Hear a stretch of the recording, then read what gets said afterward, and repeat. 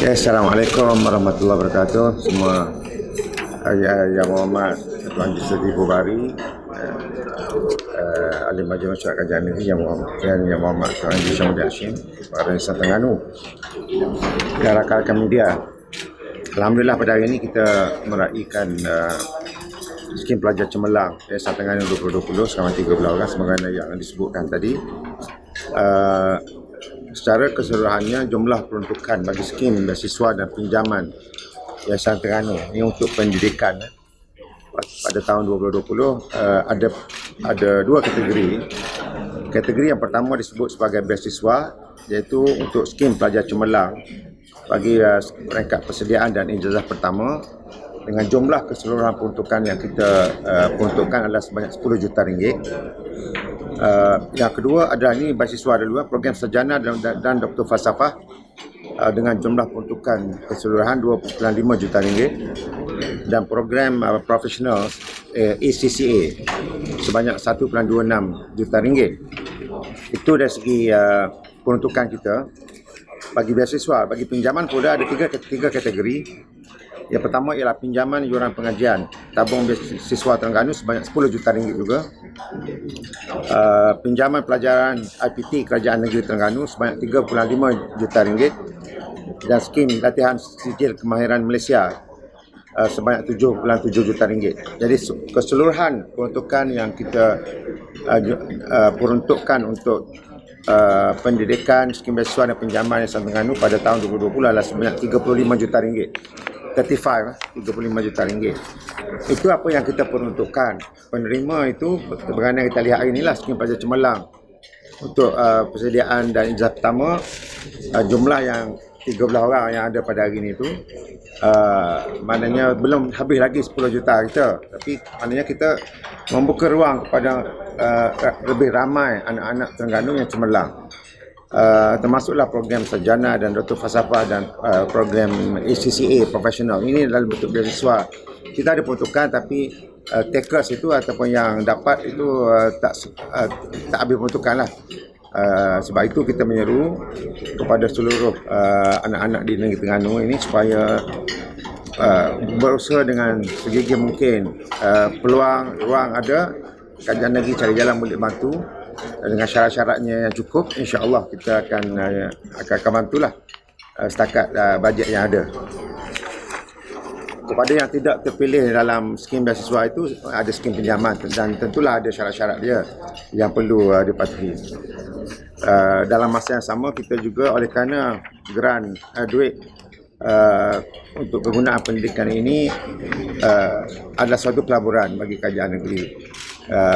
Walaupun kita akan dapat balik dalam bentuk pembayaran bagi skim pinjaman beasiswa itu kita tak dapat balik lah. Kita anggap untuk yang beasiswa itu adalah pelaburan kerajaan untuk generasi akan datang.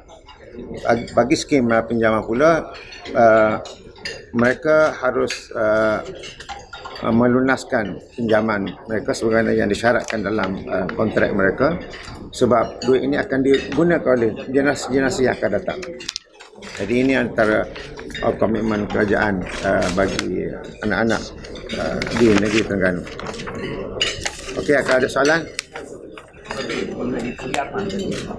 Sekarang ni kita ada tunggakan. Tunggakan balik ya. Memang ada tunggakan. Jadi proseskan yang berlaku sekarang ni kita dah updatekan database kita yang terkini. Jadi proses pertukaran balik berlaku sekarang ni, dan yang terkini dengan pulangan balik itu kita tawarkan yang terakhir itu 15% diskaun. Kita bermula 1 Julai baru ni sehingga akhir tahun. Dan keadaan Covid sekarang ni, pertukar pembayaran sekaligus semua dia akan dapat diskaun 15 tahun. Sampai itu juga pinjaman ni dia boleh jadi pinjaman boleh ubah. Dia bergantung pada keputusan dia. Kalau yang dulu tak cemerlang jadi cemerlang, for flat kata 3.7 kata, dia akan dapat penghapusan. Itu skim kita. Ada kelebihan di situ. 3.5 pun ada dia punya rate kita. proses itu tengah berjalan. Ke depan memang sentiasa berjalan. Okey. Tanya soalan ni, berkenaan dengan pawagam yang disebutkan government ada daripada DAP yang meminta Putrajaya sebagai campur tangan keputusan kerajaan DAP betul? DAP ni minta macam-macam. Saya rasa tak relevan dalam keadaan ini kita Terengganu. Maksudnya diorang jangan campur tangan. Dia orang boleh boleh bercakap sebab itu dijamin itu adalah hak dalam perlembagaan, tapi terima kasihlah di atas suara dia. Jadinya keputusan penguaian disebutkan tu dibuat dan adakah termasuk yang timur semua sama Seluruh negeri ya, seluruh negeri di Terengganu lah. Jadi kita tetap dengan keputusan Ya. Ya. Dia ada garis panduan. Ada garis panduan lah. Kita dah show garis panduan. Tapi dia tak turun, dia perempuan lelaki keluarga. Tak maknanya kalau dia mari suami isteri duduk tak. Ada yang bagi keluarga pula. Yang bukan mahram saja. Dia jauh. Cuma cara reporting sebelum ini tu digambarkan lelaki dan perempuan seolah-olah apa tu isteri dengan suami tu berpisah. Isteri berpisah baik tengok TV kat rumah. kalau ada yang tak ikut peraturan tak yang apa hukuman yang Setakat ini garis panduan dan kita minta supaya ikutlah. Jadi kalau kita nak kita berharap tidak sampai di situlah. Kita akan nasihat dulu. Jabatan agama yang pantau. Apa dia? Jabatan agama yang pantau. Ada. Atau maklumat orang ramai, ada orang maklum apa. Kalau ada maklumat. Tidak untuk pegawai cakap situ. Tak ada lah pegawai tunggu. Lelaki sini, puan sini tak ada gitu. Apa PBT akan pantau. akan pantau ya. PBT akan pantau. Ini adalah proses untuk mendidik. Okey. Apa tak ada orang tak setuju ke? Selain DAP lah. Mak ayah tak Takut orang Terengganu tak setuju tau. DAP ni. Anda boleh asing lelaki puang tau. Okey, ada lagi tak? Yang tadi yang dapat tawaran keluar negara tu bila dia orang akan pergi? Dia orang dalam proses persediaan rasanya dalam setahun setengah ya. Petang ni dia 1-2 orang tahun. daftar dengan pusat-pusat persediaan online. Lepas tu kita akan atur dia akan mengikuti dalam negara dan setahun hingga 2 tahun. Foundation. Lepas tu kita akan siapkan. satu lagi saya tak kesaan kalau boleh kerajaan ini lepas dia kena buat praktikal dengan syarikat-syarikat, tapi banyak syarikat-syarikat yang tak nak ambil buat orang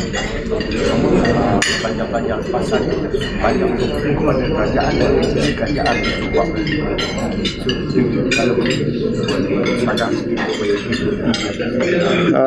Memanglah bagi sebuah syarikat kalau ikut keperluan syarikat mungkin mereka rasa tidak perlu, tetapi pada saya sebahagian daripada sumbangan syarikat-syarikat ini kepada komuniti, kepada masa hadapan. CSR mereka kepada masa hadapan, mereka juga haruslah mengambil kira tentang aspek human resource negara dan negeri untuk generasi yang akan datang. Jadi tentulah anak-anak ini yang bergraduat ini, kalau kita tidak beri peluang dan ruang untuk mereka melakukan latihan praktikal ataupun latihan industri di syarikat-syarikat mereka ini, bagaimana dengan keadaan generasi yang akan datang? Sampai bila-bila tidak akan ada pengalaman-pengalaman ataupun praktikal bagi graduan-graduan ini. Sebab itu saya menyeru pada semua syarikat-syarikat ini supaya menjadikan proses mengambil pelajar bergraduat ini dalam sebagai pelajar latihan praktik mereka ini sebagai sebahagian daripada CSR, sumbangan kepada komuniti, kepada masyarakat, kepada negara. Okey.